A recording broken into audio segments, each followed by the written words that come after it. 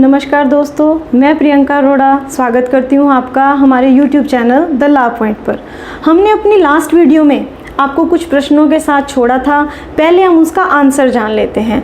सबसे पहला प्रश्न था कि वेद त्रयी में किन किन ग्रंथों को शामिल किया गया है। वेद त्रयी में 3 वेद आते हैं। कौन कौन से? अथर्ववेद को छोड़ दें, ऋग्वेद, यजुर्वेद और सामवेद, इन तीनों को मिलाकर वेद त्रयी कहा जाता है। दूसरा प्रश्न हमने आपसे पूछा था, पूर्व जो ग्रंथ हैं वो कौन से धर्म से संबंधित हैं। पूर्व नामक ग्रंथ जैन धर्म से संबंधित हैं।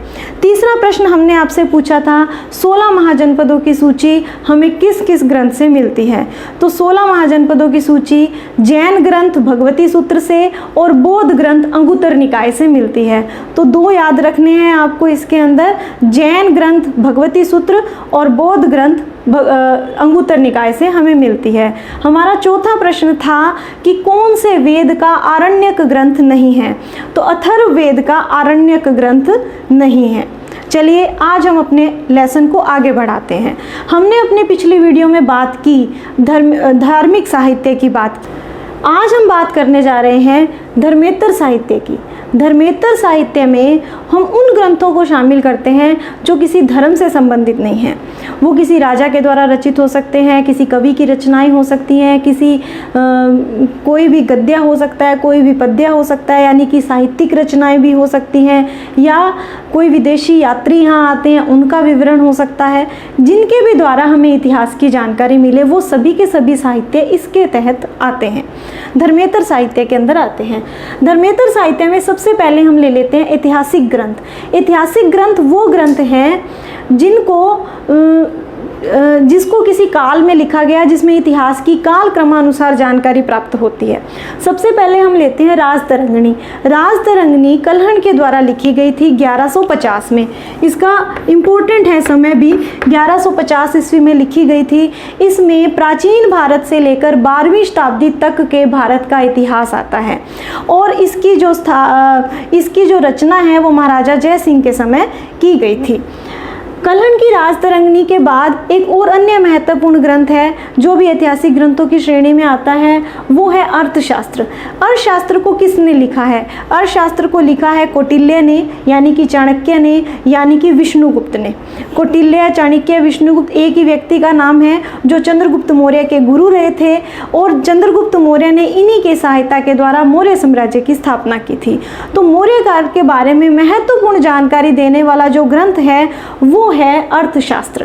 अर्थशास्त्र में हमें तत्कालीन समाज की आर्थिक, सामाजिक, राजनीतिक सभी व्यवस्थाओं के बारे में जानकारी मिलती है कि उस समय प्रशासन कैसा था, मंत्री किस प्रकार होते थे, न्याय व्यवस्था कैसी थी, गुप्तचर किस प्रकार से कार्य करते थे। इन सभी का विवरण हमें अर्थशास्त्र के अंतर्गत प्राप्त हो जाता है।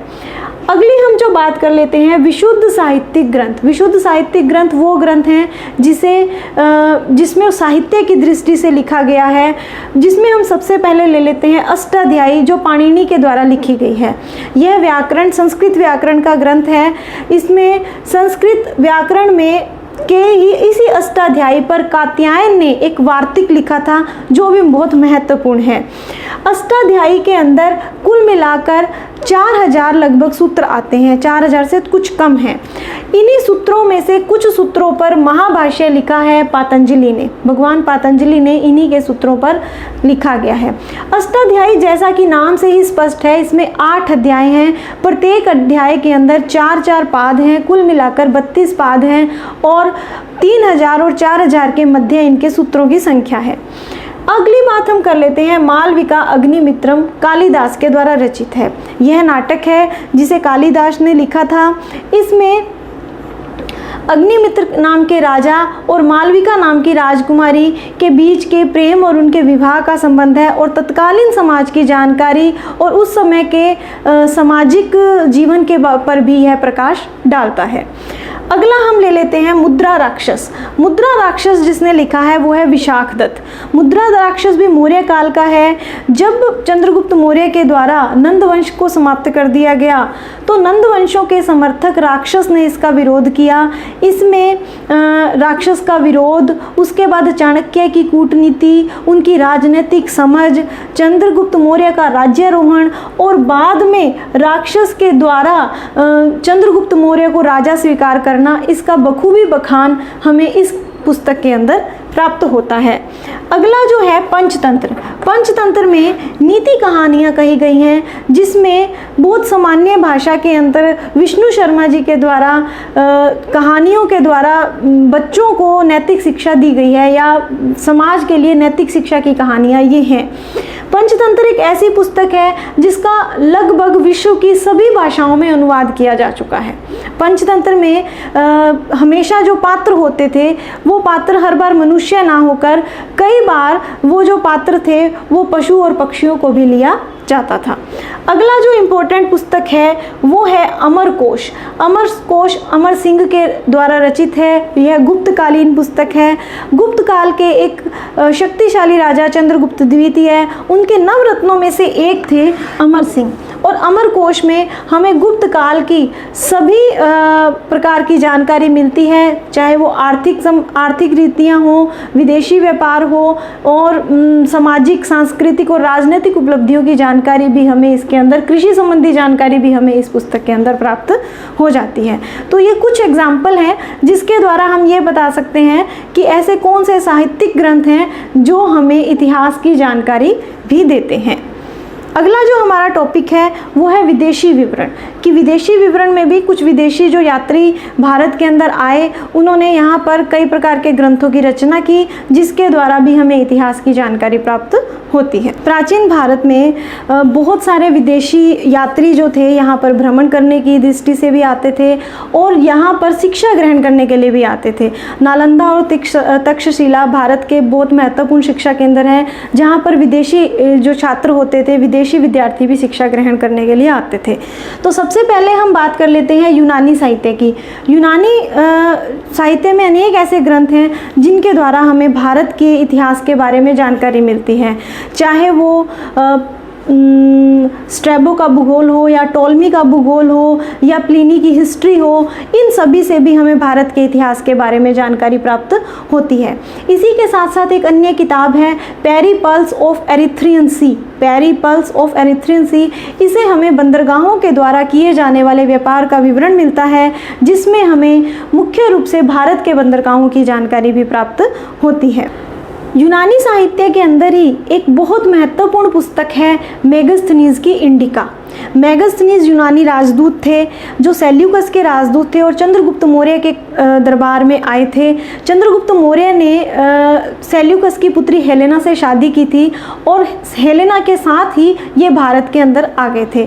इन्होंने अपनी पुस्तक लिखी है इंडिका, जिसमें तत्कालीन मौर्य काल की पूरी जानकारी हमें प्राप्त होती है।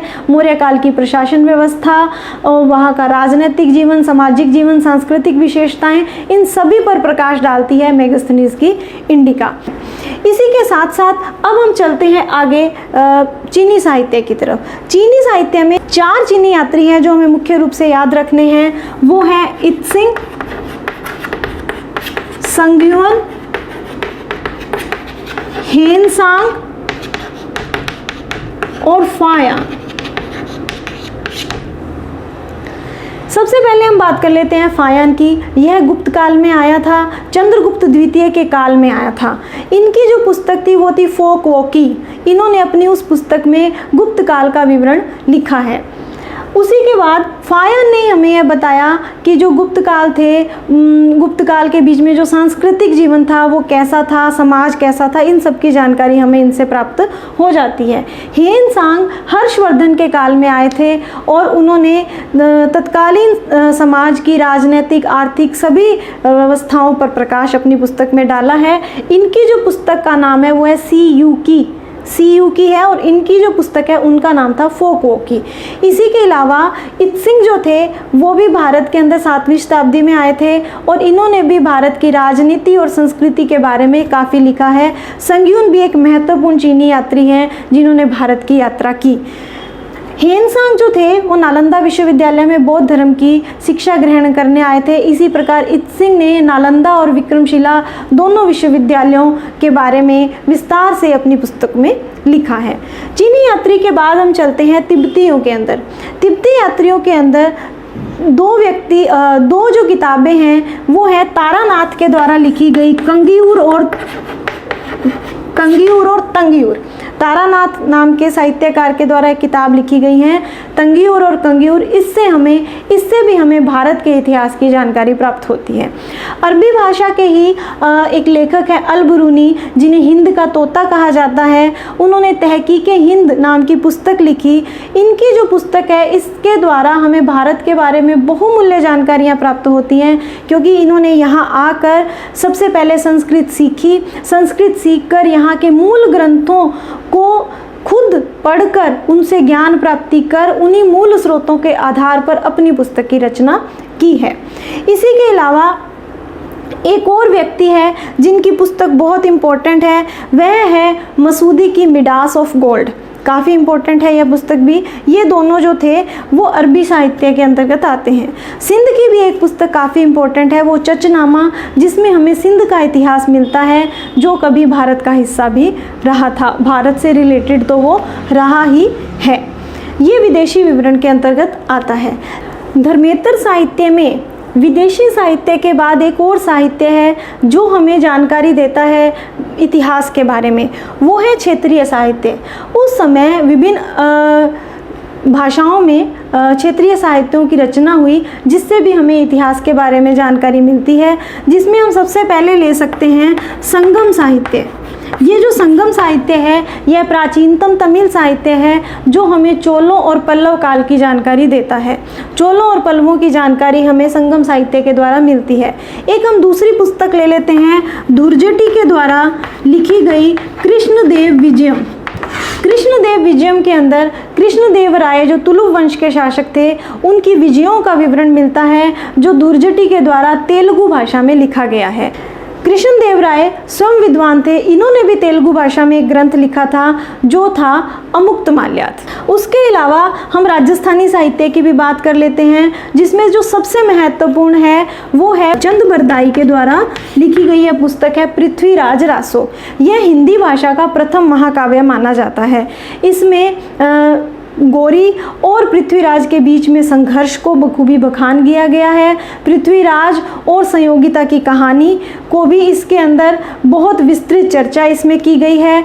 जब गौरी दूसरे युद्ध में पृथ्वीराज चौहान को हरा देते हैं तराइन के दूसरे युद्ध में, और अपने साथ उसे गजनी ले जाते हैं, वहाँ पर जाकर उसे अंधा कर दिया जाता है, उसकी आंखें निकाल दी जाती हैं, तो चंद्र बरदाई अपने बचपन के मित्र पृथ्वीराज चौहान और अपने राजा को बचाने के लिए गजनी जाते हैं अवधूत के भेष में, और वहां पर एक धनुष बाण चलाने की प्रतियोगिता का आयोजन किया जाता है गौरी के द्वारा, जिसमें इनकी चालाकी से चंद्र बरदाई की चालाकी के द्वारा पृथ्वीराज चौहान अंधे होने के बावजूद शब्द भेदी बाण चलाते हैं और मोहम्मद गौरी को मार देते हैं। बाद में दोनों दोस्त एक दूसरे की जीवन लीला को समाप्त कर देते हैं। कहा जाता है कि पृथ्वीराज रासो जब तक चंद बरदाई गजनी नहीं गए थे तब तक की रचना उन्होंने की, और जब वो गजनी चले जाते हैं उसके बाद का जो सारा घटनाक्रम है वह पूरा किया उनके पुत्र जलहण के द्वारा।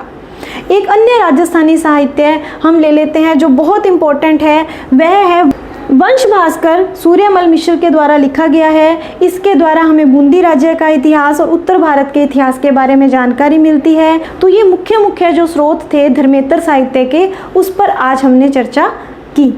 आइए अब हम बात कर लेते हैं आज के कुछ प्रश्नों की।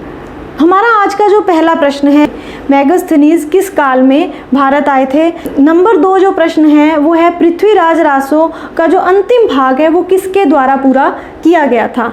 नंबर 3 प्रश्न है फायान और हेनसांग किस काल में भारत आए थे? दोनों का आपको काल बताना है।